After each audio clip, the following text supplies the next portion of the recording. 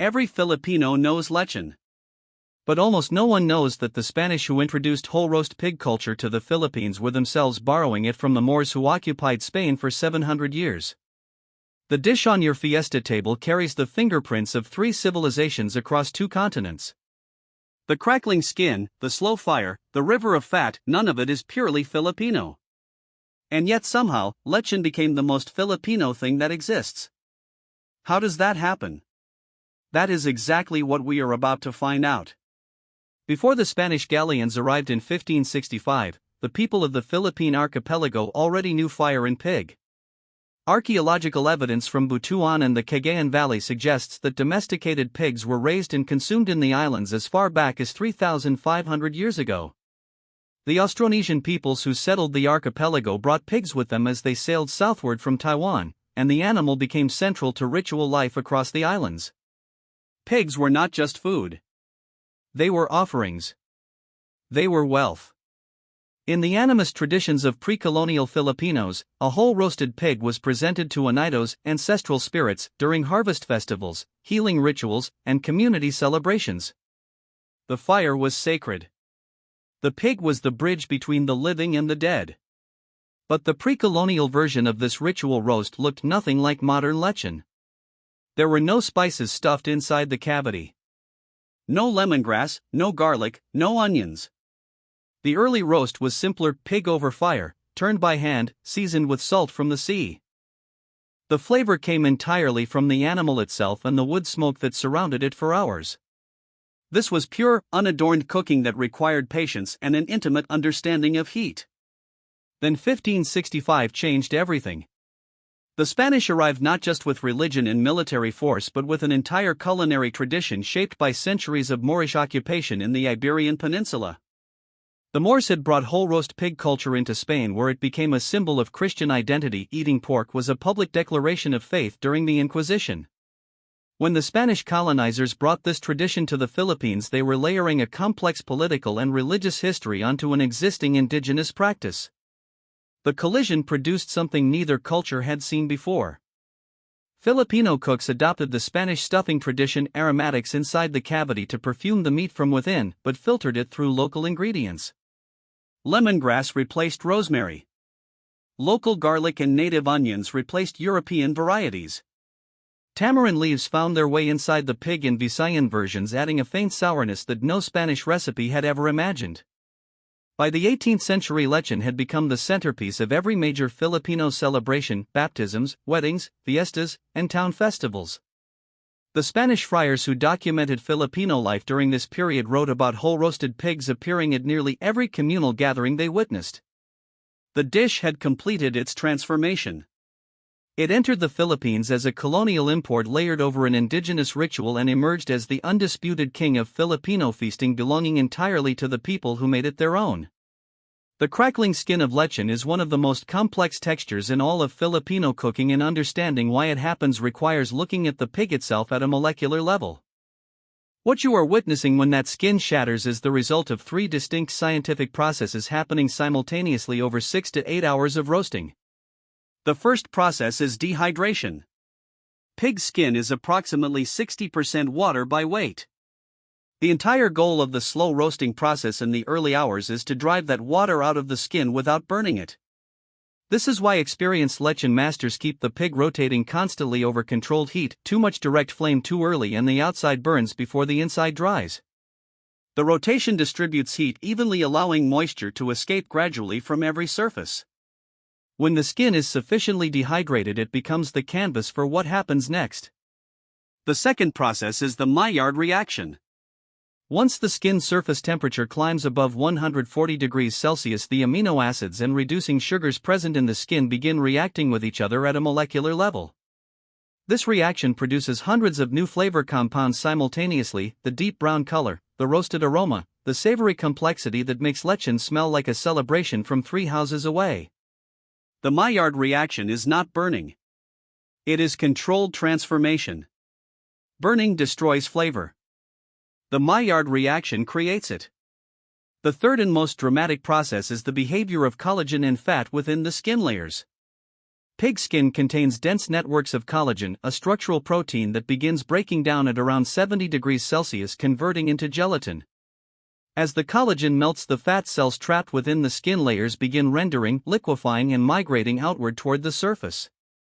This rendered fat then fries the outer skin layer from within, creating an internal frying effect that no external oil could replicate. The result is a skin that has been simultaneously dried, Maillard browned, and internally fried. When you press it, it shatters. That sound is the sound of physics and chemistry working in perfect coordination over an open fire. The stuffing inside the cavity contributes its own science. Lemongrass contains citral, a volatile aromatic compound that vaporizes with heat and penetrates the surrounding meat as steam. The pig essentially slow cooks in an aromatic steam chamber of its own making, infusing every layer of meat with flavor compounds that no surface marinade could ever reach. Your Lola did not have a culinary degree, but she understood this process perfectly. The Philippines has no single lechon. It has dozens, and each regional version is a direct reflection of the geography, history, and available ingredients of the province that created it. Cebu lechon is the version that has conquered the international conversation about Filipino food. What makes it distinct is the absence of a required dipping sauce.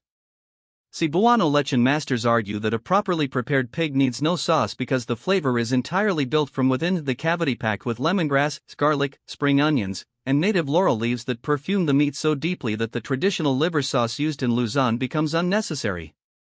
The skin of Cebu lechon is thinner and crispier than most other versions, achieved through a longer drying process before roasting begins.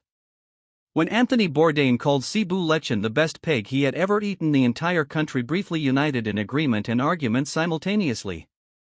In Manila and the surrounding Tagalog regions, lechon is traditionally served with mang tomas, a sweet liver-based sauce that adds a rich, slightly bitter counterpoint to the fatty pork. The stuffing here tends to be simpler and the skin is thicker and chewier than the Cebuano version. This is the lechon of Metro Manila fiestas, of birthday parties in subdivisions, of graduation celebrations in barangay halls. In Pampanga, the culinary capital of the Philippines, lechon takes on a different character entirely. Kapampangan cooks are known for their obsessive attention to technique and their willingness to incorporate Chinese culinary influences that entered the region through centuries of trade. Some Pampanga versions incorporate 5-spice or star anise in the cavity stuffing, creating an aromatic profile that is unmistakably Filipino but carries the ghost of a Chinese trading vessel in every bite. In the Ilocos region of northern Luzon, the version called lechon de leche, a suckling pig rather than a full-grown animal, is the preferred preparation for celebrations. The smaller animal roasts faster and produces a more delicate skin and meat with a sweeter flavor profile. In Mindanao, particularly in Muslim-majority areas, the tradition shifts entirely. Pork is absent and the ritual of whole roast celebration meat is fulfilled by lechon baka, whole roasted beef or roasted goat seasoned with local spices that reflect the region's deep connections to Malay and Indonesian culinary traditions. The communal spirit of the roast remains identical. Only the animal changes. Filipino lechon is in the middle of a global renaissance and the chefs leading it are doing something quietly radical. They are refusing to apologize for it. For decades, Filipino cuisine was framed as simple comfort food unworthy of the fine dining conversation dominated by French, Japanese, and Nordic traditions. That framing is being dismantled one roasted pig at a time. In Manila, chef Josh Boutwood of Helm has approached lechon through the lens of modern European technique, precise temperature control, extended dry aging of the pig before roasting, and plating that presents individual components of the dish with the visual language of fine dining without stripping away the soul of the original. Toyo Eatery, consistently ranked among Asia's best restaurants, has used lechon as a vehicle for a deeper conversation about Filipino identity. Chef Jordi Navarra sources pigs from specific Philippine farms and documents the provenance of every animal, a practice borrowed from European farm-to-table culture but applied to a dish that Filipinos have been making for 500 years. The message is deliberate. Filipino ingredients and Filipino techniques deserve the same reverence the world gives to Iberico pork and Peking duck. In the Filipino diaspora, the reinvention is less formal but equally powerful. In Los Angeles, lechon pop-ups run by second-generation Filipino Americans are drawing lines around the block, not just from the Filipino community but from food-curious Angelenos who have never tasted it before. These pop-ups are cultural embassies operating out of parking lots and community centers, introducing lechon to an audience that will carry the memory of it for the rest of their lives. In London, Filipino chefs are incorporating lechon into tasting menus alongside British seasonal produce. The combinations sound unexpected but are grounded in a simple truth: roasted pork is a universal language, and Filipino technique produces one of the finest versions of it on earth. For the home-cook, modern tools have made excellent lechon more accessible than ever.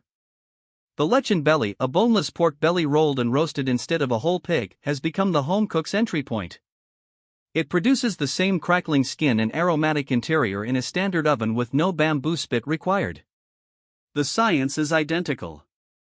The scale is simply smaller. This is not a standard recipe. It is a blueprint.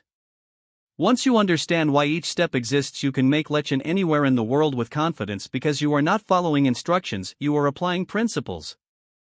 Start with pig selection. For a whole lechon, choose a pig between 15 and 20 kilograms. This size produces the ideal ratio of skin surface area to body fat, enough fat to render and internally fry the skin, but not so much that the cavity never reaches proper temperature. A pig that is too large will have raw interior meat before the skin achieves proper crackling. Size is not preference. Size is physics. The first critical step is the dry period. After the pig is clean, leave it uncovered in a cool, ventilated space for a minimum of 2 hours. Overnight is better. This surface drying is the foundation of the crackling. Wet skin steams instead of fries. Every minute of drying time is an investment in the final texture. The stuffing goes in next. Pack the cavity with lemongrass stalks crushed to release their citral oils, entire heads of garlic split open, native onions halved, and fresh laurel leaves. Pack it firmly. The steam that builds inside the cavity during roasting carries these flavor compounds directly into the meat tissue through aromatic diffusion. You are building flavor from the inside out. Sew or skewer the cavity closed completely. An open cavity vents the aromatic steam before it can penetrate the meat and causes uneven heat distribution. The roasting begins over indirect heat for the first 2 hours. This is the dehydration phase. The pig rotates constantly. The skin must not color during this phase. If it colors early, the Maillard reaction has begun before sufficient moisture has escaped, and the skin will be soft instead of crisp. Increase heat in the final 90 minutes to trigger the Maillard reaction and complete the internal fat rendering. The skin is done when it sounds hollow when tapped. Rest the lechon for 20 minutes before serving. Cutting immediately loses juices to the cutting board instead of the mouth. Rest is not ceremony. Rest is flavor retention. Serve the skin first. Always. Lechon is not just a dish. It is 500 years of Filipino resilience, adaptation, and pride roasted over an open fire. Every family that has gathered around it, every region that has claimed it, every generation that has passed down the technique, all of it lives inside that crackling skin. If this is the kind of deep, honest storytelling about Filipino food that you have been looking for, the Culinary Archives is where you belong. Subscribe now and never miss a dish.